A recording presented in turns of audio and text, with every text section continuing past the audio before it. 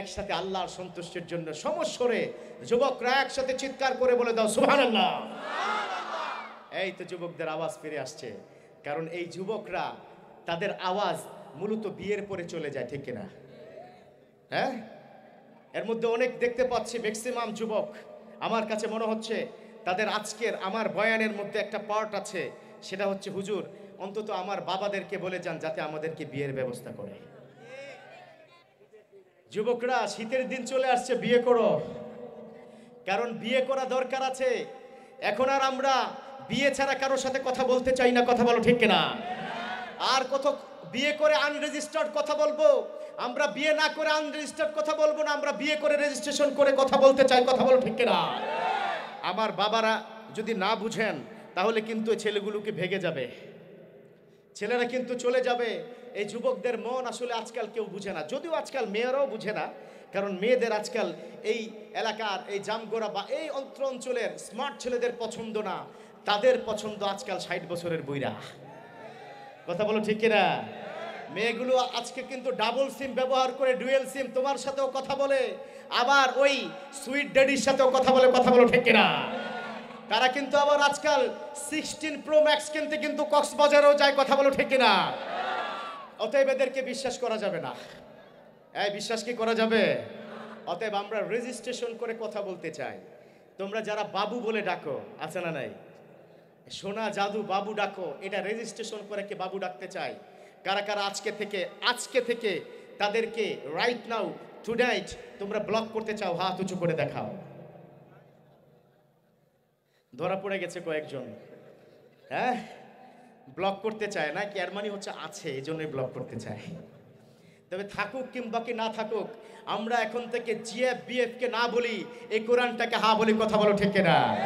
আমরা আজকে থেকে ধোকাবাজদেরকে না বলি, যারা তোমাদেরকে ধোকা দেয়, 6 মাস তোমার সাথে কথা বলে আর ভেগে যায় হিরোইনসির সাথে, কথা বলো ঠিক না? এরকম আছে না নাই? এই এলাকায় নাই? এই এলাকাও আছে নাকি? না, এই এলাকার যুবকরা ফেসবুক চালায় না, চালায় না কি আবার? হ্যাঁ, হুজুর প্রয়োজনে রাতের বেলা খাবো না, কিন্তু ফেসবুক মাগার ফেসবুক চালাতে পারবো না, এরকম আছে না নাই? যাই হোক, ফেসবুক চালাও, যা কিছু চালাও, এখন থেকে গার্লফ্রেন্ডকে না বলো, কোরআনটাকে হা বলো। কারা কারা চাও হাত উঁচু করে আল্লাহকে দেখিয়ে দাও। লিল্লাহে তাকবীর, লিল্লাহে তাকবীর। বিয়ে করতে চাই, বিয়ে করতে চাই। বাপরে বাপ, বিয়ের কথা বললে কি খুশি দেখো। তবে বাবারা বুঝে না, ওরা বুঝে না যে আমাদের বয়স হয়ে গেছে, কথা বলো ঠিক কিনা? ওরা বুঝে না যে আমাদের বিয়ে করতে হবে, কথা বলো ঠিক কিনা? অতএব বাবাদেরকে বলতে চাই, আগামী শীতের আগে বিয়ে করতে চাই, কথা বলো ঠিক কিনা? না হলে কিন্তু রাস্তায় গণ আন্দোলনে নামবো, কথা বলো ঠিক কিনা? ওরে বাবা, হ্যাঁ, আন্দোলন করতে চাই নাকি? আচ্ছা, তাহলে যেহেতু আন্দোলনই করতে চাও, দেখা যাক আজকে একটা প্রতিযোগিতা হয়ে যাক, বিবাহিত বনাম অবিবাহিত। হ্যাঁ, বিবাহিত বনাম অবিবাহিত, ঠিক কিনা? তাকবীর হবে আজকে, বিবাহিত বনাম অবিবাহিত। আর এই তাকবীরের একজন জাজমেন্ট কাকে কি রাখা যায়?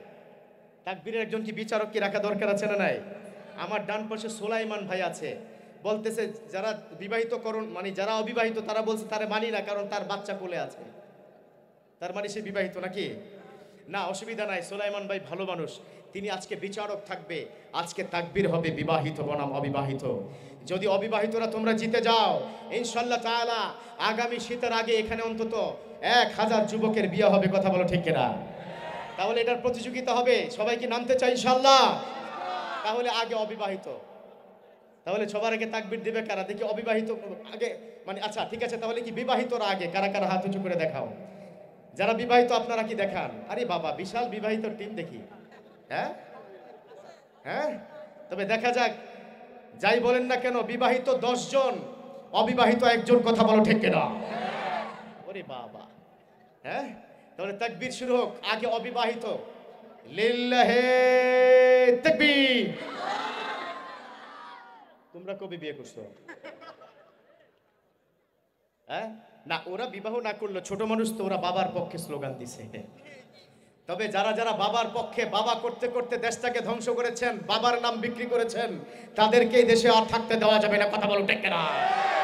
বাবার নামে চলতে চাই না, নিজের নামে চলতে চাই, কথা বলো ঠিক কিনা? তাহলে তোমরা সব জায়গায় ঠিক কেউ না অন্তত। তাহলে আবার যারা বিবাহিত তারা লিল্লাহি তাকবীর। অবিবাহিত চলে যাও, তোমরা জিততে পারবে না। হ্যাঁ, তোমরা পারবা নাকি? আচ্ছা, শেষবারের মতো যারা বিবাহিত তাদের একটা তাকবীর শুনতে চাই, লিল্লাহি তাকবীর। আচ্ছা, এবার অবিবাহিত যারা ইয়াং জেনারেশন জেনজি, এই যে জেনজি যারা আছো, জেনারেশন জি, তোমরা কি ready? Are you ready? Are you ready? লিল্লাহি তাকবীর।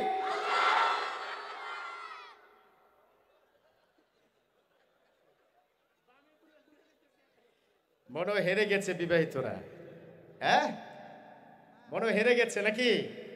Gen Z finally finally, are you ready? ইনশাআল্লাহ শুনতে চাই যুবকদের কাছে যারা বিবাহ করুনি, are you ready? Are you ready? লিল্লাহি তাকবীর। তুমি তো বিয়ে করছো, তুমি আবার দিলা কেন? এই তো দুই পক্ষে দেখতেছি, কারণ আমার পিএস তো আমার সাথে থাকে, ও তো বিয়েও করছে, বাচ্চাও আছে, এই দুই নম্বরে চলবে না। এবার আবার অবিবাহিত ফাইনালি, লিল্লাহি তাকবীর। এবার ঠিক আছে তোমরা। তো তাহলে জিতলো কারা? হ্যাঁ হ্যাঁ, অবিবাহিত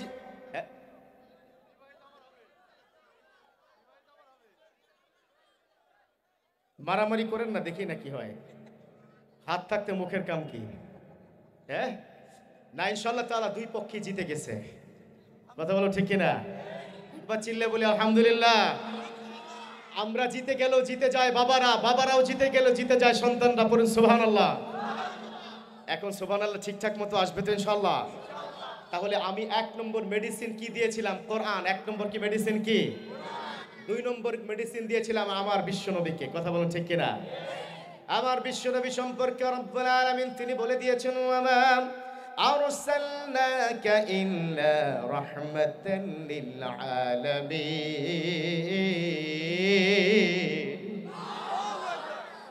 ও আমার প্রিয় বন্ধু শুনুন, আপনাকে বলে দেই, ওয়া মা আরসালনাকা, ও নবী আমি আপনাকে প্রেরণ করেছি ইল্লা রাহমাতাল লিল আলামিন, গোটা বিশ্বের জন্য আমি আপনাকে রহমত হিসাবে প্রেরণ করে দিয়েছি।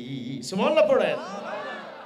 আপনি শুধু মানব জাতির রহমত নয়, আপনি গাছের রহমত, আপনি মাছের রহমত, আপনি জিনের রহমত, আপনি গোটা এই ব্রহ্মাণ্ডের রহমত। আর আপনার কারণে আমি গোটা বিশ্ব সৃষ্টি করেছিলাম। সুবহানাল্লাহ পড়েন। গোটা বিশ্ব আমি আপনার জন্য সৃষ্টি করেছেন। I have sent you as a rahma for the entire world. গোটা বিশ্বের জন্য আমার যে বিশ্বনবীকে প্রেরণ করেছেন তার সম্মান বাড়িয়ে দিয়েছেন একজন, তিনি কে? আমার বিশ্বনবী সম্পর্কে রব্বুল আলামিন আরো বলে দিয়েছেন, ওয়া ইন্নাকা লাআলা খুলুকিন আযীম। ও আমার বন্ধু, আমি আপনাকে সর্বোচ্চ, আপনাকে সম্মান দিয়েছি, সর্বোচ্চ সুন্দর চরিত্র আপনাকে দিয়েছি। নবী এমন সুন্দর চরিত্র বিশ্বের আমি কাউকে দেই নাই। যেই চরিত্র, যেই মাঠ দিয়ে হাঁটতেন, পিছনে পিছনে সকল মানুষ আবার নবীর পিছনে ছুটে বেড়াতো। সুবহানাল্লাহ পড়েন। আবু জাহেল, উতবা, শাইবা যারা কোরআনের বিরুদ্ধে কথা বলেছিল, তারাও আমার নবীর কোরআন শোনার জন্য রাতের অন্ধকারে নবীর বাড়ির পাশে কান লাগিয়ে কোরআনটা শুনতো। সুবহানাল্লাহ পড়েন। এজন্য আমার দেশে অনেকেই দেখবেন রাজনৈতিক ফায়দা লুটার জন্য ইসলামের বিরুদ্ধে কথা বলে, কিন্তু সে আবার মসজিদেও যায়, এরকম আছে না নাই? তাহলে মসজিদেও আপনি যাবেন, আবার আপনি এই ধরনের ইসলাম বিরোধী কথা বলবেন, এই দুইটাই দেশে হতে দেওয়া যাবে না। কথা বলুন ঠিক কিনা? আপনাকে বাছাই করতে হবে, হয় আপনি ইসলামপন্থী অথবা আপনি কোরআন বিরোধী। কথা বলুন ঠিক কিনা? সোজা কথা, সোজা সাপটা, এই কোরআন যে নবীর উপর নাজিল হয়েছে, সেই নবীর ধর্ম যারাই এদেশে প্রতিষ্ঠা করবে আমরা তাদের সাথে আছি। কথা বলুন ঠিক কিনা? সেটা যে কোনো দল হতে পারে, হতে পারে বিএনপি, হতে পারে জামাত, কিন্তু সোজা কথা একটাই, এই সংসদে কোরআন বিরোধী একটা আইন পাস করা যাবে না। কথা বলুন ঠিক কিনা? কারা কারা রাজি আছো হাত উঁচু করে আল্লাহকে দেখা। লিল্লাহি তাকবীর। এই কোরআনের আর এই দেশে আর মদের লাইসেন্স দেওয়া যাবে না। কথা বলো ঠিক কিনা? এই দেশে আর প্রতিদানের লাইসেন্স দেওয়া যাবে না। কথা বলো ঠিক কিনা? এই দেশে তাওহীদের জনতা বেঁচে থাকতে ইসলামের বিরুদ্ধে একটা আইন যদি করা হয়, যে হাত দিয়ে আইন করা হবে ওই হাতটা ঘুরিয়ে দেওয়া হবে।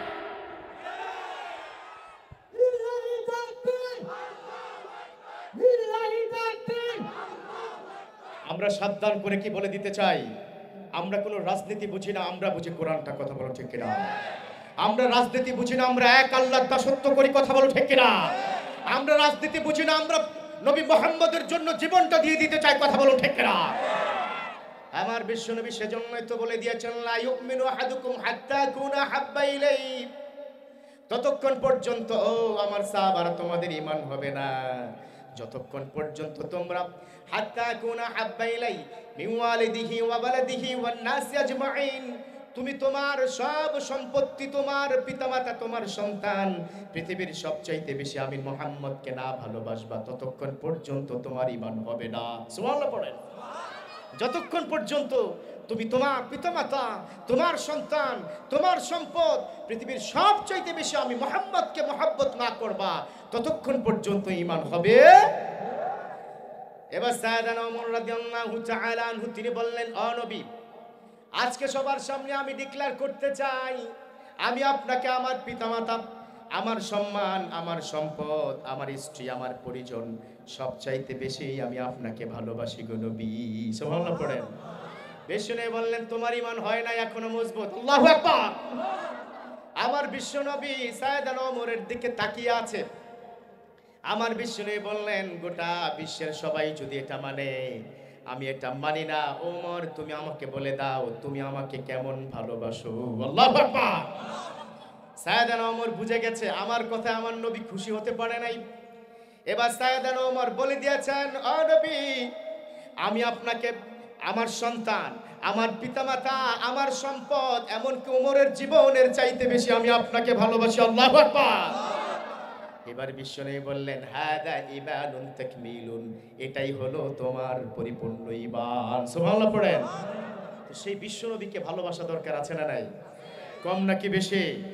জীবনের চাইতে বেশি কিনা? কথা বলুন ঠিক কিনা? জীবনের চাইতে বেশি আমার নবীকে মহব্বত করতে হবে। কারণ আমার বিশ্বনবীকে কতটা মহব্বত করতেন সাইয়েদানা ওমর, কতটা মহব্বত করতেন সাইয়েদানা আবু বকর। সাইয়েদানা ওমর, সাইয়েদানা আবু বকর বিশ্বনবীর দরজার সামনে একদিন সাইয়েদানা ওমর হাঁটছেন। সাইয়েদানা ওমর হাঁটছেন, পায়চারি করছেন। হঠাৎ করে দূর থেকে তাকিয়ে দেখলেন সাইয়েদানা আবু বকর ওমর রাদিয়াল্লাহু তাআলা আনহু বিশ্বনবীর বাড়ির দরজায় হাঁটছেন। এবার তিনি বললেন, কি ব্যাপার ভাই ওমর, ঘটনা কি? আপনি কেন বিশ্বনবীর ঘরে ঢুকেন না? সাইয়েদানা ওমর বললেন, ও ভাই আবু বকর, আপনি কেন আসছেন? আপনি কি আপনার মেয়ের বাড়ি বেড়াতে এসেছেন? মেয়ের বাড়ি বুঝছেন তো? আম্মাজান আয়েশা রাদিয়াল্লাহু তাআলা আনহা বিশ্বনবীর সহধর্মিণী ছিলেন, তার বাড়ি থেকে বেড়াতে এসেছেন? সাইয়েদানা আবু বকর বলল, না, আমি তো বেড়াতে আসি নাই, আপনি কেন এসেছেন? এবার ওমর রাদিয়াল্লাহু তাআলা আনহু বলল, আমিও বেড়াতে আসি নাই। তাহলে আপনি কেন এসেছেন? এবার সাইয়েদানা ওমর রাদিয়াল্লাহু তাআলা আনহু বলল, আজকে সকাল থেকে আমার ঘরে খাবার নাই, আমার ইনকাম নাই, আমার টাকা পয়সা নাই, আমার দিরহাম নাই, দিনার নাই। ইনকাম না থাকার কারণে ঘরে আমার খাবার নাই। যতটুকু খাবার ছিল আমার স্ত্রী, আমার সন্তান খেয়ে ফেলেছে। আমার জন্য এরকম খাবার ছিল না। ক্ষুধার তাড়নায় দুপুর গড়িয়ে জোহরের নামাজের পর আমি আর ক্ষুধার তাড়নায় যন্ত্রণা সহ্য করতে পারি নাই, যার কারণে নবীর চেহারাটা এক নজর দেখার জন্য আমি নবীর দরজার সামনে এসে দাঁড়িয়ে আছি। আল্লাহু আকবার। কারণ ইতিপূর্বে আমি বহুবার পরীক্ষা করেছি, পেটের ক্ষুধার যন্ত্রণা যদি আমার বেশি লেগে যেত, যখন আমি নবীর চেহারার দিকে তাকাতাম, আমি ক্ষুধার যন্ত্রণা মুহূর্তের মধ্যে ভুলে গিয়েছিলাম। আল্লাহু আকবার। সাইয়েদানা আবু বকর তিনিও চোখের পানি ছেড়ে দিয়ে বললেন, ও ভাই ওমর, আমার ঘরের অবস্থা কি অবস্থা? আমার ঘরে, আপনার ঘরের তো স্ত্রী সন্তান খেয়েছে, আমার ঘরে আমার বউও খায় নাই, আমিও খাই নাই। ক্ষুধার যন্ত্রণায় বিশ্বনবীর চেহারাটা দেখার জন্য আমি এখানে চলে এসেছি। আল্লাহু আকবার। নবীর চেহারাটা দেখার জন্য এসেছি, কারণ আমি ইতিপূর্বে বহুবার পরীক্ষা করে দেখেছি, নবীর চেহারা যখনই দেখেছি তখনই আমার ক্ষুধার যন্ত্রণা হারিয়ে গেছে। সুবহানাল্লাহ। অতএব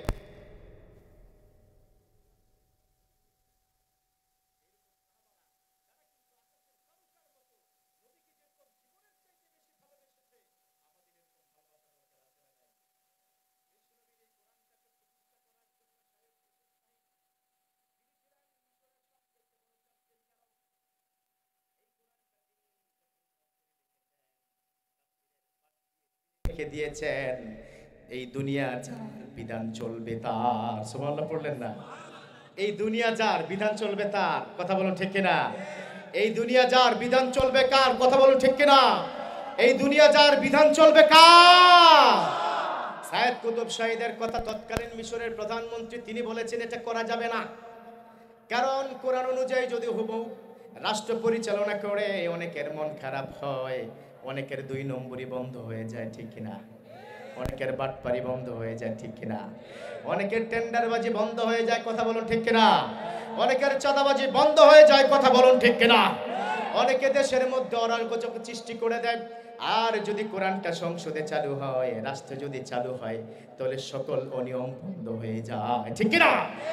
সাইয়েদ কুতুব শাহীদের কাছে একটা চিঠি পাঠালো, এই কোরআনটা রাষ্ট্রে পরিপূর্ণভাবে করা যাবে না, কারণ কোরআনটা রাষ্ট্রে পরিপূর্ণভাবে যদি করা হয় গণতন্ত্র বন্ধ হয়ে যাবে, ঠিক কিনা? গণতন্ত্রের মধ্যে লেখা আছে সকল ক্ষমতার উৎস কে?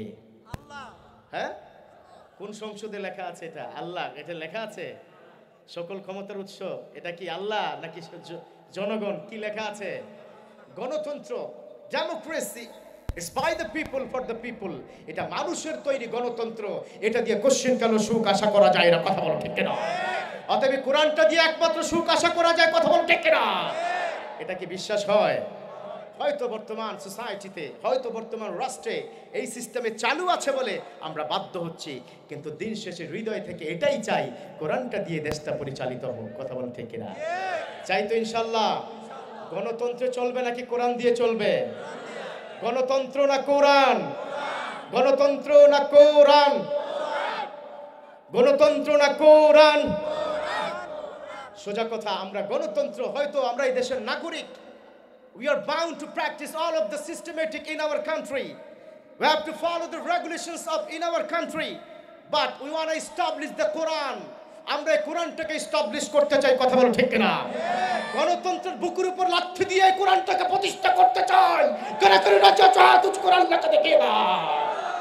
লিল্লাহি তাকবীর, লিল্লাহি তাকবীর। সাইয়েদ কুতুব শাহীদ বলল না, কোরআনের বাইরে কোনো আইন এই রাষ্ট্রে পরিচালনা করা যাবে না। গোটা মিশরের মধ্যে উত্তাল উঠে গেল।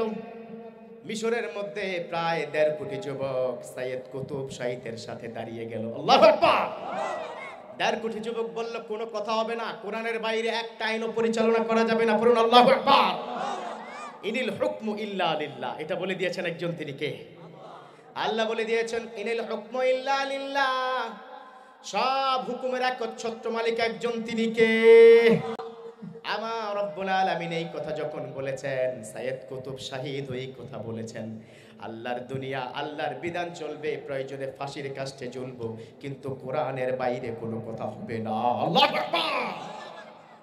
এই কথা শোনার পর সাইয়েদ কুতুব শাহীদকে তৎকালীন মিশরের বাদশার, তার বাদশার ওই অফিসের মধ্যে ডাকলো, ডেকে বলল, সাইয়েদ কুতুব শাহীদ, তোমাকে কিন্তু এখন জেলে ঢুকাবো, তাড়াতাড়ি কথা চেঞ্জ করো, তোমার কারণে গোটা মিশরের মধ্যে গণ অভ্যুত্থান লেগে গেছে। তিনি বললে, গণ অভ্যুত্থান আর কি দেখছেন, কিছুদিন পরে দেখবেন গণ অভ্যুত্থানের জোয়ার বয়ে যাবে। আল্লাহু আকবার। কি দেখেছেন? গণ অভ্যুত্থান, মহা অভ্যুত্থান হবে। কয় তাহলে তোমারও জেলখানায় থাকতে হবে। তিনি বললেন, সমস্যা নাই, কোরআনের জন্য শুধু জেল নয়, ওই ফাঁসির কাষ্ট আমি ঝুলতে রাজি আছি। পড়ুন আল্লাহু আকবার। সাইয়েদ কুতুব শাহীদকে জেলখানার মধ্যে ডাকলেন, জেলখানার মধ্যে দীর্ঘদিন রাখলেন, এবং সাইয়েদ কুতুব শাহীদকে দীর্ঘদিন পর ইনজেকশন পুশ করেছে এবং খাবারের সাথে সাথে বিষ মিশিয়ে দিয়েছিল। আল্লাহু আকবার। এরকম ঘটনা বাংলাদেশে হয়েছে কিনা? এই মুসলমান হয়েছে কিনা? এদেশে হাজার হাজার হাজার হাজার মুসলমানকে, বিশেষ করে আলেমদেরকে জেলখানায় রেখেছিল, এর কড়াই গন্ডায় হিসাব দেওয়া হবে, কথা বলো ঠিক কিনা? কারণ আমাদের নতুন বাংলাদেশ কোরআনের বাংলাদেশ, ঠিক কিনা? নতুন বাংলাদেশ ইসলামের বাংলাদেশ, কথা বলুন ঠিক কিনা? নতুন বাংলাদেশ গণজাগরণ যুবকদের বাংলাদেশ, কথা বলুন ঠিক কিনা? অতএব যুবকরা থাকতে আর যাই হোক, একজন আলেমকে জেলখানার কাস্টডিতে ঢুকানো যাবে না। এখন অনেক আলেমকে ঢুকানো আছে, অনতিবিলম্বে বলে দিচ্ছি, তাড়াতাড়ি মামলাগুলো উঠে ফেলুন, না হলে কিন্তু জেলখানার দরজাগুলো ভেঙে দেওয়া হবে, কথা বলুন ঠিক কিনা? কারণ আলেমদের সাথে আছেন একজন, তিনি কে? বিশ্বাস আছে? কার কার বিশ্বাস আছে একটু আল্লাহকে দেখিয়ে দেই না। ইসলামের সাথে আলেমদের সাথে আমরা আছি তো ইনশাআল্লাহ, সবাই আছি তো ইনশাআল্লাহ। সাইয়েদ কুতুব শাহীদের এবার ফাঁসির দিন ধার্য করা হলো। সাইয়েদ কুতুব শাহীদের স্ত্রী, তাকে ডাকা হলো, বলল তাকে বুঝাও, তুমি তো স্বামী হারা হবা, তুমি তো বিধবা হবা। এবার সাইয়েদ কুতুব শাহীদের স্ত্রী যে কত বড় নেককার সে তো জানতো না। সাইয়েদ কুতুব শাহীদের সামনে গিয়ে বলল, প্রাণের স্বামী তুমি চিন্তা করো না, তোমার সাথে আমার দেখা হবে জান্নাতে, বলুন আল্লাহু আকবার। তুমি চিন্তা করো না, তুমি যখন মারা যাবা তুমি তো কোরআনটার জন্য শাহাদাত বরণ করবা, তুমি তো শাহাদাতের পেয়ালা পান করবা, তুমি চিন্তা করো না, তোমার সাথে আমার দেখা হবে আল্লাহর জান্নাতে। সুবহানাল্লাহ পড়েন। এই ধরনের ঘটনা ইসলামের জন্য একজন দুজন নয়, অসংখ্য অগণিত ইসলামের জন্য জীবনটা দিয়েছে, কথা বলেন ঠিক কিনা? একইভাবে হাসান আল বান্না সেও জীবন দিয়েছে। একইভাবে ওমর মুখতার, তাকেও কিন্তু জেলখানায় 20 বছর ধরে লেবানন সরকার এই কোরআনটার জন্য জেলখানায় তাকে পুরে দিয়েছিল। সেখান থেকে তাকে 20 বছর পরে ফাঁসির কাস্টে ঝুলানো হয়েছিল।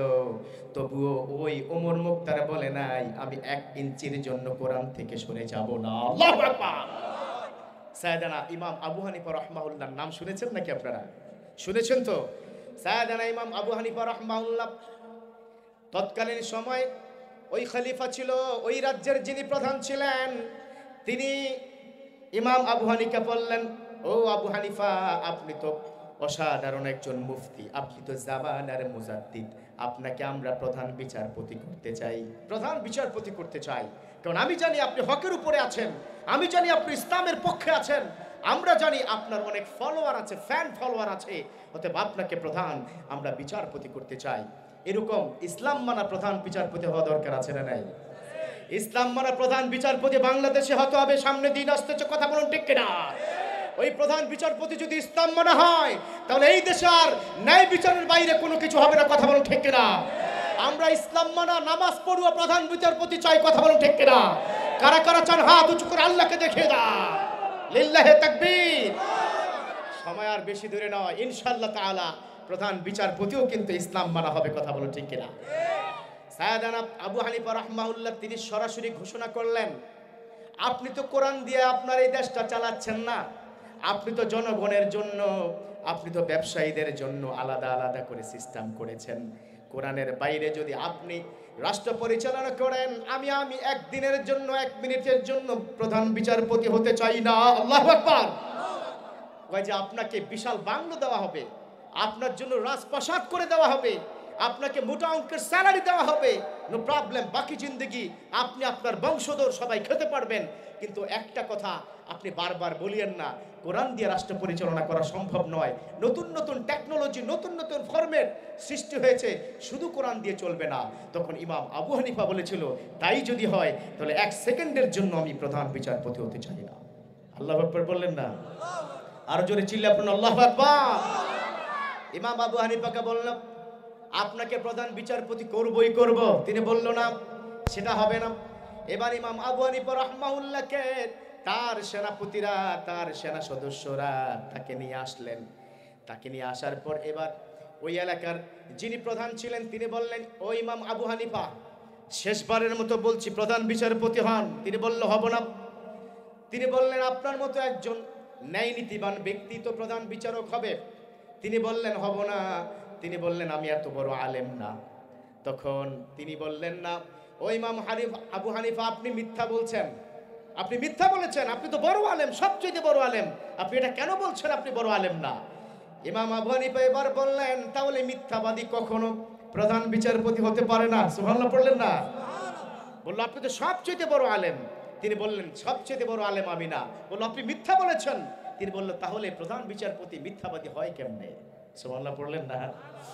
তিনি বললেন, আপনি যুক্তি দিয়েন না, তাই যদি হয় আপনাকে জেলখানায় থাকতে হবে। এবার ইমাম আবু হানিফা রাহমাহুল্লাহ তিনি বললেন, প্রয়োজনে আমি জেলখানায় থাকবো, তবু কোরআন বিরোধী কোনো কথা আমার মুখ থেকে আসবে না। আল্লাহু আকবার বললেন না? সুবহানাল্লাহ চিল্লা বলুন সুবহানাল্লাহ। দীর্ঘদিন পর্যন্ত তাকে জেলখানায় রাখলেন।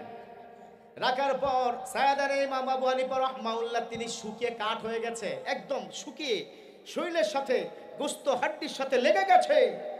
এবার তিনি যখন একেবারে অসুস্থ হয়ে পড়লেন, চিন্তা করলেন তৎকালীন সময় প্রধান যিনি ছিলেন তিনি তার মাকে ডাকলেন। ইমাম আবু হানিফা রহমাহুল্লাহর মা তখনও জীবিত ছিল। চিন্তা করলেন মাকে ডেকে ইমাম আবু হানিফাকে যদি সন্তানকে বুঝানো যায় তাহলে হয়তো সে প্রধান বিচারপতি হবে। মাকে ডেকে নিয়ে আসলেন, জেলখানায় মাকে ঢুকালেন, বললেন আপনার সন্তানকে বুঝান, সে তো মরে যাবে কয়দিন পরে। কিন্তু যেমন সন্তান তেমন মা এসে ইমাম আবু হানিফাকে বলল, ও আব্দুর রহমান। ইমাম আবু হানিফার নাম ছিল আব্দুর রহমান, মূল নাম ডাক নাম ছিল কি আব্দুর রহমান। ও আব্দুর রহমান, তোমাকে বলে দেই, তুমি তো আমার পেটে 10টা মাস ছিলা। তুমি তো দুনিয়াতে যখন এসেছো তখন আমার ঘরে বরকত এসেছে। ও আব্দুর রহমান, কলিজার টুকরা সন্তান, তোমাকে বলছি প্রয়োজনে তুমি ফাঁসির কাস্টে তোমাকে ঝুলানো হবে, তবু কোরআন থেকে 1 ইঞ্চি পরিমাণও সরবা না। আল্লাহু আকবার, লিল্লাহি তাকবীর, লিল্লাহি তাকবীর। যেমন সন্তান তেমন মা, যেমন মা তেমন সন্তান। অতএব এরকম যুগে যুগে 1000 বছর ধরে আমার এই কোরআনটার জন্য এরকম আল্লাহর ওলি, এরকম তাবেঈন, তাবেঈনরা, খোলাফায়ে রাশিদিনরা তারা কিন্তু কোরআনের জন্য জীবনটা দিয়েছে। কথা বল ঠিক কিনা? অতএব আমরা পারবো তো ইনশাআল্লাহ? যে বিশ্ব নবীর পর কোরআন নাজিল হয়েছে সে নবীকে আমরা ভালোবাসতে পারবো তো ইনশাআল্লাহ? দ্বিতীয় মেডিসিন, 3 নম্বর কি মেডিসিন? 3 নম্বরটা কি মনে আছে তো? 3 নম্বরটা কি যুবক বন্ধুরা? পিতামাতাকে। কিন্তু তোমাদেরকে আগেই কি বলে দেই, তোমরা যারা বিয়ে করো 25 বছর পর তোমার যে মায়ের সাথে একসাথে ছিলা তার খাবার খেয়েছো, 25 বছর পর যখন বিয়ে করে নতুন অতিথি ঘরে আনো তখন মাকে ভুলে যাও। এরকম আছে না নাই? এলাকায় নাই? এলাকাও আছে নাকি? আহা, এর চেয়ে বড় কষ্টের কথা আর হতে পারে না। তোমার মা 25 বছর তোমাকে রান্না করে খাইয়েছে, তোমার বাবা তোমার পিছনে লক্ষ লক্ষ টাকা ইনভেস্ট করেছে, খরচ করেছে, মাথার গাম পায়ে ফেলেছে। তুমি একটা নতুন মেয়েকে ঘরে এনে তাদের ভুলে গেলা কি করে? নিমক হারাম, তুমি কথা বলো ঠিক কিনা? আর এই বিষয়টা বলে দিয়েছেন একজন, তিনি কে? আল্লাহ রাব্বুল আলামিন। তিনি বলে দিয়েছেন, ওয়াকাযা রাব্বুকা আল্লা তা'বুদু ইল্লা ইয়্যাহু ওয়া বিল ওয়ালিদাইনি ইহসানা। ও দুনিয়ার গোলাম শুনো শুনো, ওয়াকাযা রাব্বুকা আল্লা তা'বুদু, তোমাদের উপর আমি অব্লিগেটেড করে দিয়েছি। This is the obligatory. You have to bound to forage in the earth. You have to bound to practice 5 times salah in a day. কমপক্ষে 5 বার সালাত আদায় করতে হবে। কথা বলুন ঠিক কিনা? এই বিধানটা বলে দিয়েছেন আল্লাহ রাব্বুল আলামিন। তিনি বলে দিয়েছেন তোমরা ইবাদত করবা একজনের, তিনি কে? খবরদার, ইবাদত আল্লাহ ছাড়া অন্য কাউরে করা যাবে না, ঠিক কিনা? আল্লাহকে ছাড়া কারো কাছে মাথা সেজদা দেওয়া যাবে না, ঠিক কিনা? কিন্তু অনেক সমাজের মধ্যে বাবার দরবারে মাথা ঠুকায় আছে না নাই? এলাকায় না, এরকম আছে নাকি লোকজন? হ্যাঁ, খবরদার, এই কপালটা একজনের জন্য, তিনি কে? এই কপালটা সেজদা অবনত করবে একজনের জন্য, তিনি কে? আল্লাহ ছাড়া কারো কাছে, কোন বাবার কাছে, কোন ভন্ডের কাছে কি মাথা অবনত করা যাবে? আল্লাহ রাব্বুল আলামিন সাথে সাথে বলে দিয়েছেন, ওয়া বিল ওয়ালিদাইনি ইহসানা।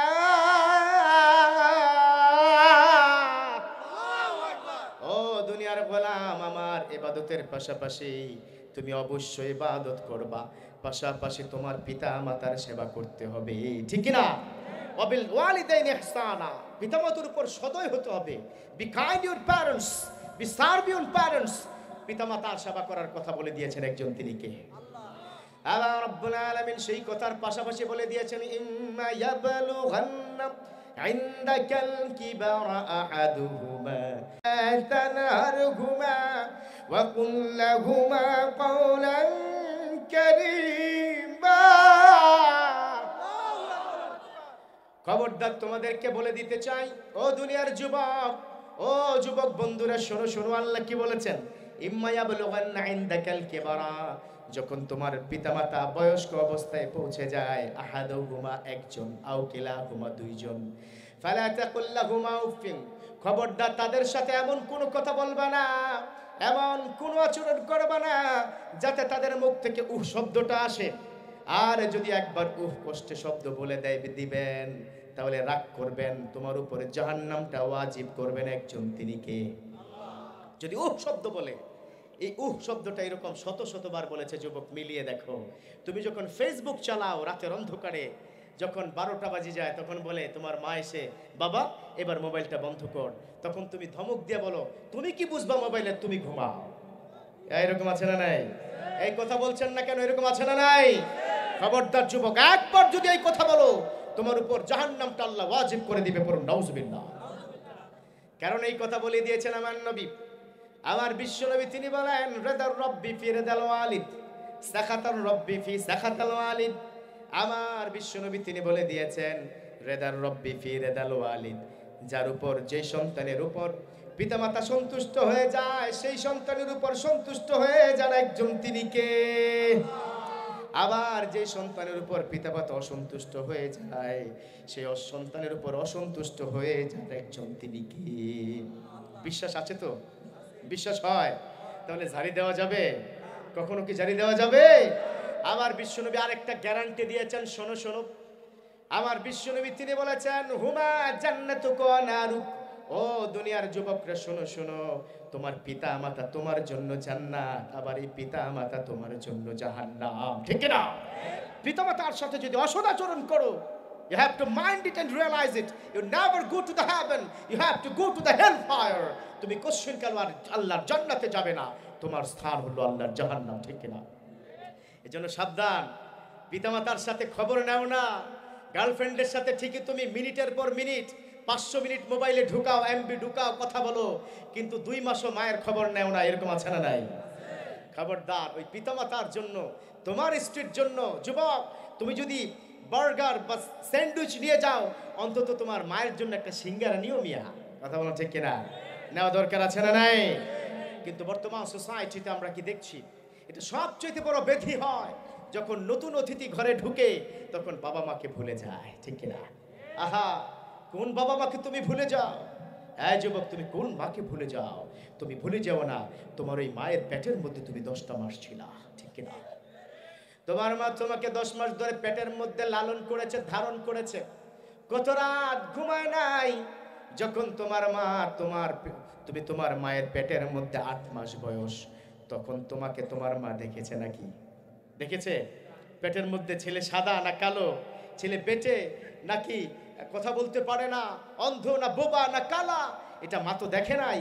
কিন্তু মা ঠিকই এই পেটের বাচ্চা যাতে কষ্ট না পায়, বিছানা থেকে পেটটা ধরে ধরে নিচে নামতে পারুন। আল্লাহু আকবার। এখানে শেষ নয় যুবক, শুনো শুনো, কত রাত তোমার মা ঘুমায় নাই। তুমি যখন পৃথিবীতে এসেছো, তুমি তোমার মায়ের লজ্জাস্থান 2টা ফেরে দিয়ে তুমি দুনিয়াতে এসেছো। আমরা যারা এসেছি এখন তো সিজার, তখন সিজার ছিল না, তখন মায়ের লজ্জাস্থান ফেটে তখন আমি বের হয়েছি, রক্তে রঞ্জিত হয়ে গিয়েছিল মা।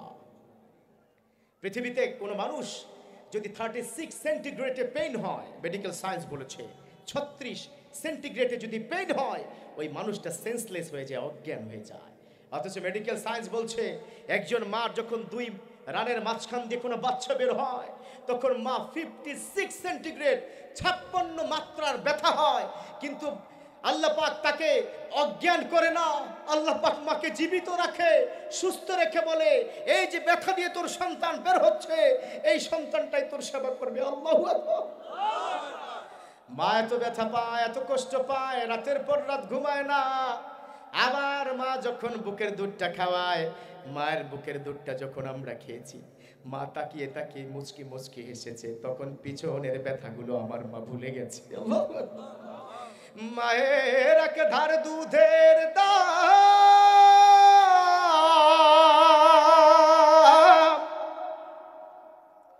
কাটিয়া গায়ের চাম, পাপোশ বানাইলে ঋণের শোধ হবে না, এমন দরদি ভাবে কেউ হবে না আমার মা গো। আল্লাহু আকবার। এখানে শেষ নয় যুবক, শোনো শোনো, তুমি যখন পৃথিবীতে এসেছো তুমি খেতে পেইতা না। তোমার বয়স যখন 6 মাস, তুমি তো খেতে চাইতা না। তুমি যখন অসুস্থ হয়ে যেতা, তখন তুমি ওষুধও খেতে চাইতা না রে যুবক। কত রাত এমন হয়েছে, অনেক বেশি জ্বর, 104 ডিগ্রি জ্বর হয়ে গেছে। পাশের স্বামীকে উঠিয়ে দেয়, ও স্বামী উঠো উঠো, আমার কলিজার টুকরা, এত বেশি জ্বর হয়েছে, এটা আমার আর সহ্য হচ্ছে না গো স্বামী, যাও তাড়াতাড়ি ডাক্তারের কাছে যাও, ওষুধ আনো। এভাবে কত রাত আমার মা কান্না করেছে, ঠিক না? এখানেই শেষ নয় যুবক, মনে রেখো তোমার মা তোমার এই অসুস্থতার কারণে যায় নামাজটা বিছিয়ে দিত, বিছিয়ে দিয়ে নামাজের শেষ দায় আল্লাহর কাছে বলতো, ও আল্লাহ, আমার কলিজার টুকরার এত কষ্ট, এত এত জ্বর, এত পেটের সমস্যা, এত অসুস্থতা আমার সহ্য হয় না, প্রয়োজনে ওর অসুস্থতাটা আজকে আমাকে দিয়ে দাও, তবু কলিজার টুকরাকে আর কষ্ট দিও না। আল্লাহ, ও যুবক, সেই মাকে কি কষ্ট দেওয়া যাবে নাকি? কষ্ট দেওয়া যাবে? আরো জোরে চিল্লায়া পড়ুন, কষ্ট দেওয়া যাবে? বাবাকে কষ্ট দেওয়া যাবে না, কারণ বাবা, আপনার আমার শরীরের এমন কোন জায়গা নাই যেখানে আমার বাবা চুমু খায় নাই। আমার বাবা আমার অহংকার ছিল, পৃথিবীর সবাই যদি এক পাশে থাকতো, আমার বাবা আমার সাহস ছিল। আমার বাবা এমন বাবা ছিল, তার ভিতরে কষ্ট থাকলেও মুখে বলতো না, ঠিক না? বাবারা কিছু বলতে পারে? বাবারা শুধু কষ্ট করতেই জানে, বাবারা শুধু কষ্ট করতে জানে। আমার বাবা মিথ্যাবাদী, কারণ বাবা না খেয়ে বলেছে আমি খেয়ে এসেছি, ঠিক না? আমার বাবা তো এমন বাবা, ঈদের সময় নতুন জামা নিজের জন্য কিনতো না। আমার বাবা তো এমন বাবা, পুরাতন জামাটা ধৌত করে পুরাতন জামা গায়ে দিয়ে গায়ে যেত রে। আমার বাবা তো এমন বাবা, আমাকে নতুন জামা প্রত্যেকই কিনে দিত, নিজে পুরাতন জামাটা গায়ে দিয়ে আমার হাতে ধরে ধরে যখন ঈদগাহে যেত, একবার আমার বাবা নিজের জামার পুরাতন জামার দিকে তাকাতো, আরেকবার আমার নতুন জামার দিকে তাকাতো, আর মনে মনে আল্লাহকে বলতো, আল্লাহ, আমি পুরাতন জামা গায়ে দিয়েছি, তাতে কি হয়েছে? আমার দুঃখ নাই, আমার কলিজার টুকরাকে তো নতুন জামাটা কিনে দিয়েছি। আল্লাহ, আমার বাবা তো এমন বাবা, 30 টাকার রিক্সা ভাড়া হেঁটে হেঁটে গিয়েছিল, ঠিক না? 30 টাকার রিক্সা ভাড়া কিভাবে গিয়েছে? হেঁটে গিয়েছে, কারণ এই 30 টাকা দিয়ে সন্তানের জন্য রুটি নিয়ে যাবে, কেক নিয়ে যাবে, কলা নিয়ে যাবে। আল্লাহু আকবার। সেই বাবাকে কি কষ্ট দেওয়া যাবে নাকি? সেই বাবা মাকে যদি কষ্ট দাও, তাহলে রাগ হবেন একজন, তিনি কে? প্রচন্ড কষ্টের মধ্যে বাবা মা দুজন কিন্তু আমাদের মুখে খাবার তুলে দিয়েছিল। এখানে শেষ নয় যুবক, শোনো শোনো, আমরা যখন ছোটবেলায় স্কুল থেকে আসতাম, প্রচন্ড গরমের মধ্যে আমার মা নিচের আঁচল দিয়ে আমার শরীরের ঘামটা মুছে দিয়েছিল। সুবহানাল্লাহ। অতএব সেই বাবা, সেই মা এত কষ্ট করেছে, সেই বাবা মার জন্য দোয়া করা দরকার আছে না নাই? যে বাবা মা চলে গেছে, যে বাবা মা হারিয়ে গেছে, যাদের হারিয়ে গেছে তারাই বুঝে বাবা মা never come back the world, পৃথিবীতে আর ফিরে আসবে না। কথা বলা ঠিক কিনা? এজন্য এমন সন্তান পৃথিবীতে রেখে যাওয়া দরকার, আমি আপনি চলে গেল আপনার আমার জন্য দোয়া করবে, এরকম সন্তান দরকার আছে না নাই? নাকি রাজপথের লড়াকু সৈনিকরা তারা মানে ভালো সন্তান, নাকি ইসলামী শিক্ষায় শিক্ষিত, কোরআনী শিক্ষায় শিক্ষিত যে মানুষটা চলে গেল কবরের পাশে দাঁড়িয়ে তার জন্য হাত উঁচু করে দোয়া করে, সে ভালো সন্তান? কোনটা? কবরের পাশে দাঁড়িয়ে যে দোয়া করে, সে ভালো সন্তান। কথা বলেন ঠিক কিনা? সন্তান এত বড় নেয়ামত, সন্তানের কারণে পিতামাতাকে আল্লাহ ক্ষমা করে দেয়। সুবহানাল্লাহ পড়েন। সন্তানের উসিলায় হাজার হাজার নয়, লক্ষ লক্ষ কোটি কোটি আল্লাহর বান্দাকে আল্লাহ ক্ষমা করে দেয়। আল্লাহু আকবার। সাইয়েদানা মুসা আলাইহিস সালামের যুগে তিনি একদিন কবরের পাশ দিয়ে যায়, তাকিয়ে দেখলো কবরের মধ্যে আযাব আর আযাব। তাকিয়ে দেখলো what type of punishment in the graveyard। তিনি আল্লাহকে বললেন, ও রব্বুল আলামিন, এত শাস্তি আপনি কেন দিচ্ছেন? রব্বুল আলামিন তিনি বলেন, ও মুসা, শোনো শোনো, এই মানুষটা এত ভয়ানক অপরাধ করেছে, এত ভয়ঙ্কর অপরাধ করেছে, এই অপরাধটা যদি তার স্ত্রী জানতো, তার সন্তান যদি জানতো, সন্তান জানলে বাবা বলে ডাকতো না, স্ত্রী জানলে স্বামী হিসাবে মেনে নিত না। এত জঘন্য পাপিষ্ঠ ছিল এই মানুষটা, যার কারণে তার কবরের মধ্যে আযাব, আরো ভয়ঙ্কর আযাব হবে, আরো দিন দিন তার আযাব বাড়তে থাকবে। নাউজুবিল্লাহ পড়েন। এত ভয়াবহ গুনাহগার আছে না নাই? আমরা এরকম ভয়ঙ্কর গুনাহ করেছি। বিশেষ করে যুবকের সবচেয়ে বড় সমস্যা হচ্ছে তারা রাতের অন্ধকারে পর্নোগ্রাফি দেখে। এরকম আছে না নাই? এটা ভয়াবহ মাত্রায় পৌঁছে গেছে। তবে আমরা যদি আমার দেশ কোরআন দিয়ে শাসিত হতো, আর যাই হোক, পর্নোগ্রাফি সাইটগুলো এই দেশে বন্ধ করা হতো। কথা বলো ঠিক কিনা? অতএব আমরা পর্নোগ্রাফি সাইটগুলো বন্ধ করতে চাই কি চাই না? কারা কারা চাই হাত উঁচু করে আল্লাহকে দেখাও। কারণ এই পর্নোগ্রাফির কারণে আপনার আমার সন্তানগুলো নষ্ট হয়ে যাচ্ছে, কথা বলো ঠিক কিনা? তবে তার জন্য একটা সুন্দর সমাধান আছে, সেটা হচ্ছে বিয়ে। সুন্দর সমাধান কি? এই যুবকদেরকে বিয়ে দিয়ে দেন, তাহলে আর পর্নোগ্রাফি দেখবে না, কথা বলো ঠিক কিনা? অতএব আমরা বিয়ে করতে চাই, কথা বলুন ঠিক কিনা? কেমনে বিয়ে করবে? এই যুবকরা যখন বিয়ের কথা বাসায় বলে, তখন বাবারা বলে তুই তো বাদাইম্মা, তুই কি খাওয়াবি? হ্যাঁ, এরকম আছে না? নাই আবার বলে নিজের পায়ে দাঁড়া। কেন? যুবক কি পায়ে দাঁড়ায় দাঁড়ায় হাঁটে না? এই যে শুনুন, বাবাদেরকে বলে দিতে চাই, রিজিকের মালিক কিন্তু আপনি না, রিজিক আল্লাহ দিবে। ওকে আপনি বিয়ে করে কি দেখেন না, যেই ঘরে যেই মেয়েটা ঢুকবে সে তার রিজিক নিয়ে ঘরে ঢুকবে, কথা বলো ঠিক কিনা? অতএব বাবাদেরকে বলতে চাই, বিয়ে দেন, তাড়াতাড়ি বিয়ে দেন।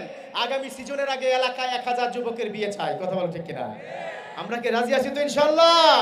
কারা কারা কে রাজি আছে হাত উঁচু করে দেখাও। ওমা 70 বছরের মুরব্বিও তো হাত উঠেছে। বিয়ের তো ভালোই শখ দেখতেছি এলাকার লোকজনের। হ্যাঁ, অসুবিধা নাই, আল্লাহ তো বলেছে মাতনা তুলাসা ও রুবা। দেখেন বিয়ের কথা শুনে কি খুশি, দেখেন মাশাআল্লাহ। হ্যাঁ, এটা সবাই খুশি হয়, কথা বলেন ঠিক কিনা? বিয়ের কথা শুনলে মুচকি হাসি আসে না নাই? তো যাই হোক, যুবকদেরকে আমরা যদি ঠিক করতে হয় তাহলে বিয়ে দিব। বিয়ে করবে কি করে ওরা? মোহরানা আজকাল যেই পরিমাণ, হ্যাঁ, মোহরানা তো 10 লাখের নিচে নাই, কথা বলে ঠিক কিনা? এই যুবক, 10 লাখ মোহরানা দিব নাকি নগদ 50,000 দিব? নগদ 50,000-এ বিয়ে করবা, বাকিতে বিয়ে করবা না। কারণ 10 লাখ যে মোহরানা লেখা হয় এটা শোধ করা হয় না, কথা বলে ঠিক কিনা? বেয়াইকে জিজ্ঞাসা করে, বেয়াই আপনি বলেন না কত লিখবো? কই যে আমার তো আগের মেয়ে যেটা বিয়ে দিয়েছিলাম তার তো 15 লাখ ছিল, তো এই মেয়েটা তার চেয়ে একটু বেশি সুন্দর, এজন্য 20 লাখ লেখেন।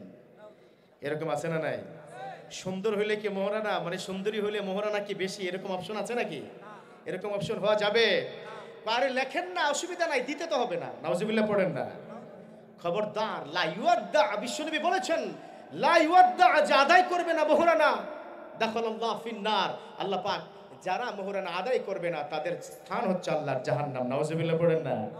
এখানে মোহরানা কারা কারা কি দিয়েছেন? পুরোটা আদায় করছেন, হাত উঠান।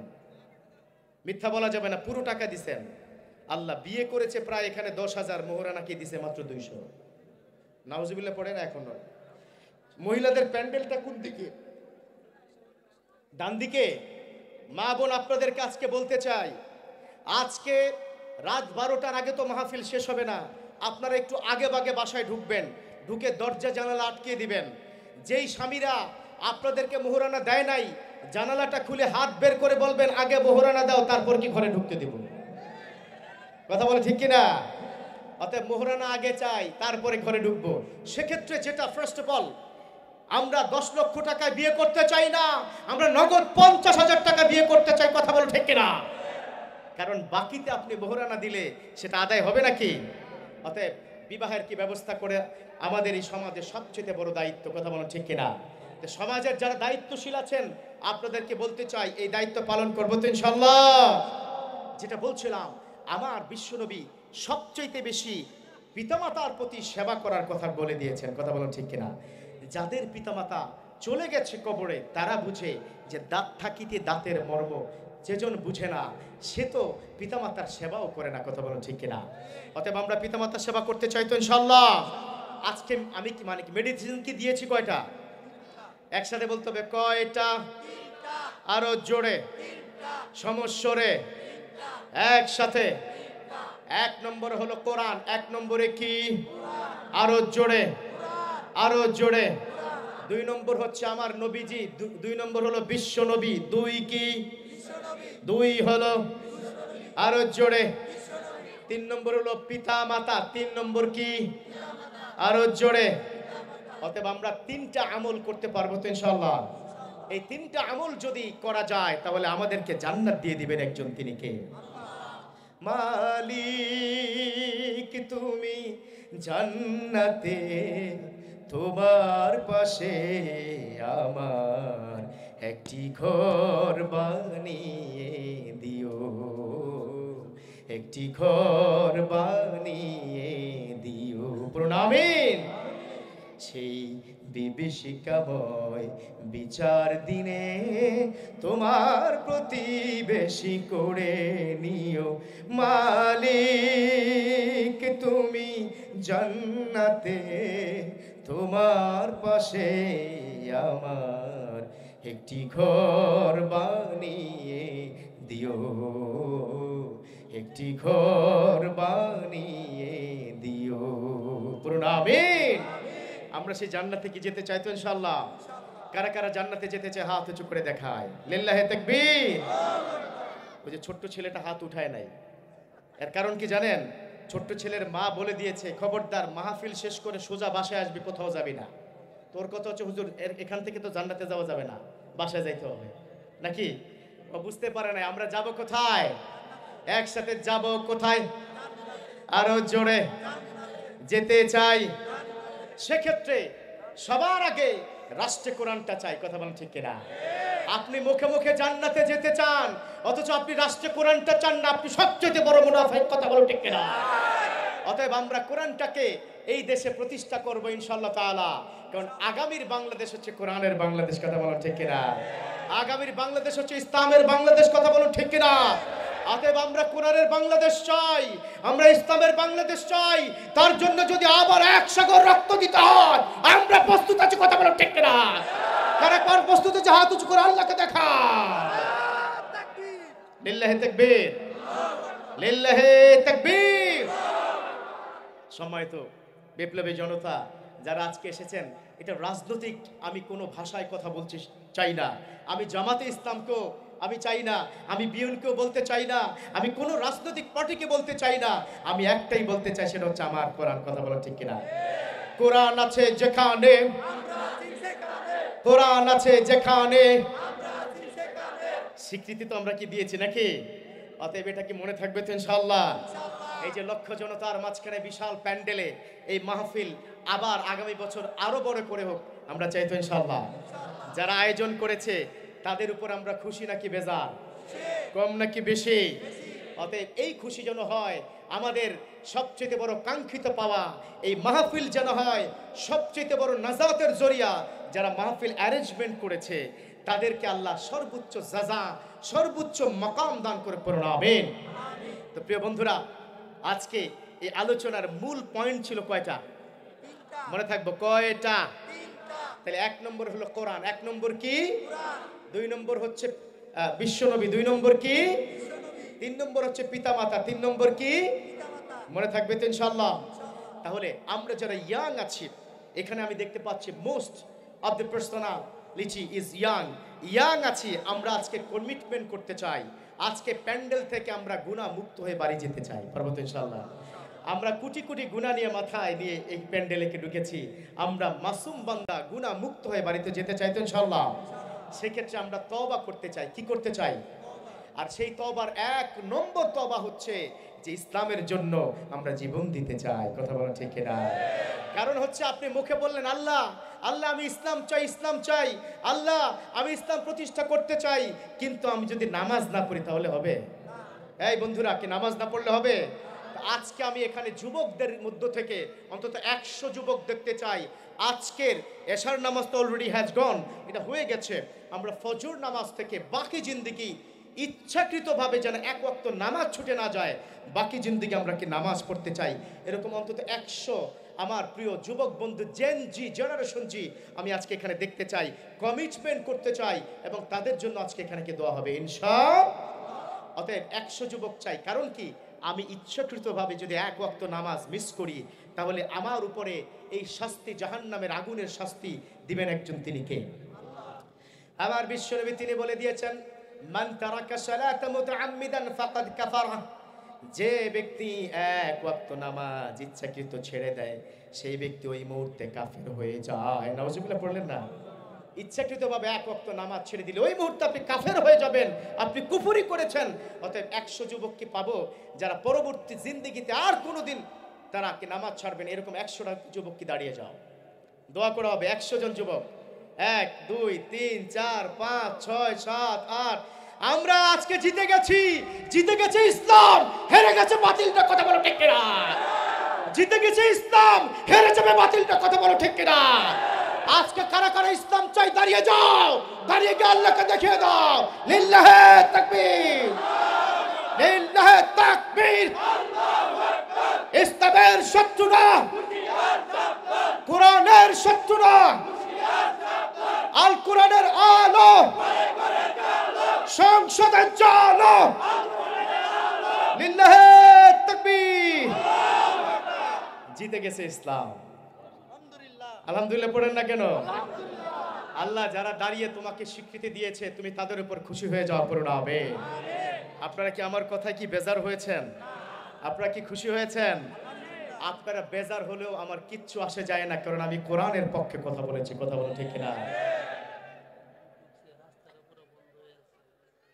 সম্মানিত প্রিয় বন্ধুরা, ইতিমধ্যেই আমাদের আজকের অনুষ্ঠান প্রধান আকর্ষণ বাংলাদেশের লক্ষ কোটি জনতার হৃদয় স্পন্দন ফজিলতুল শাইখ আল্লামা তারেক আনোয়ার হাফিজাহুল্লাহ ইতিমধ্যেই আমাদের প্রিয় শাইখ আমাদের মাঝে ঢুকছেন।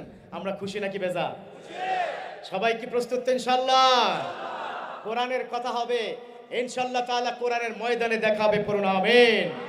সম্মানিত মুসল্লিনে কারাম, আমি বাইতুল মামুন মসজিদের আপনাদের পাশেই, সম্মানিত এই মসজিদটা বিশাল একটা জনগোষ্ঠীর মসজিদ, সেখানে আপনাদেরকে কালকে জুমায় কি দাওয়াত দিচ্ছি, যাবেন তো ইনশাআল্লাহ? আপনারা জুমায় আসবেন, আপনাদের সাথে কি দেখা হবে। আমি যখন থেকে মসজিদে এসেছি আমি খেয়াল করেছি যে আমার যুবকরা আমার মসজিদে সবচেয়ে বেশি, পড়ুন আলহামদুলিল্লাহ। কারণ আমার যুবকদেরকে দেখলেই কলিজাটা ভরে যায়, কারণ আমার বিশ্বাস এই 7.5 কোটি যুবক যেদিকে যাবে বাংলাদেশটা সেদিকে যাবে। কথা বলো ঠিক কিনা? আমার বিশ্বাস 7.5 কোটি যুবক যদি এক হয়ে যায় এদেশে বামপন্থী রামপন্থীদের চিরকবর রচনা হবে। কথা বলো ঠিক কিনা? অতএব আমরা মসজিদে আসবো তো ইনশাআল্লাহ। আপনাদেরকে মসজিদে দাওয়াত দিচ্ছি। আর ইতিমধ্যে অনেকে আমাকে মাহফিলের ডেট চেয়েছেন। ইনশাআল্লাহ কালকে শুক্রবারে আপনারা জুমার নামাজের আগে মসজিদে আসলে ইনশাআল্লাহ ডেট দেওয়া হবে। তবে আপনাদেরকে আবারও বিনীত অনুরোধ জানাবো, বিশেষ করে ডান দিকে অনেকে দাঁড়িয়ে আছেন দীর্ঘ সময় ধরে, একটু বাম দিকে অনেক জায়গা আছে, আপনারা বসে যান। আল্লামা তারেক আনোয়ার হাফিজাহুল্লাহ কিছুক্ষণের মধ্যেই আসবে। আমরা সর্বশেষ আল্লাহকে একটা স্বীকৃতি কি দিতে চাই, পারবো তো ইনশাআল্লাহ? আমরা একটা স্বীকৃতি দিতে চাই যে আল্লাহ পৃথিবীতে আমাকে বানিয়েছে, যে আল্লাহ এত সুন্দর করে চেহারাকে দিয়েছে, এত অসাধারণ অবয়ব আমাদেরকে দিয়েছে, সে আল্লাহর কোরআনের জন্য, সে আল্লাহর ইসলামের জন্য আমরা জীবন দিতে প্রস্তুত আছি তো ইনশাআল্লাহ? কারা কারা জীবন দিতে প্রস্তুত আছে সর্বশেষ একটু আল্লাহকে স্বীকৃতি দেন না? দেখুন আজকে তাকবীরে তাকবীরে স্লোগানে স্লোগানে আমরা মুখরিত করে দেই, আমরা এই রূপায়ণ মাঠকে প্রকম্পিত করে দেই, আমরা জানিয়ে দেই ইসলাম আছে যেখানে আমরা আছি সেখানে। কথা বলুন ঠিক কিনা? আমরা স্পষ্ট জানিয়ে দিতে চাই আগামীর সংসদে যারাই যাবেন এই কোরআনটা দিয়ে সংসদ পরিচালনা করতে হবে। কথা বলুন ঠিক কিনা? এই কোরআনের বাইরে কোনো কথা চলবে না। কথা বলুন ঠিক কিনা? আমরা কোরআনের সাথে আছি, আমরা ইসলামের সাথে আছি। কথা বলুন ঠিক কিনা? আল্লাহ পাক আমাদের প্রত্যেককে কবুল করে নেক, পড়ুন আমিন। ওয়া আখিরি দাওয়ানা আনিল হামদুলিল্লাহি রাব্বিল আলামিন। ভালো থাকুন, সুস্থ থাকুন, সুন্দর থাকুন, যেভাবেই থাকুন ইসলামের পক্ষে থাকুন। আসসালামু আলাইকুম ওয়া রাহমাতুল্লাহি তাআলা ওয়া বারাকাতুহু।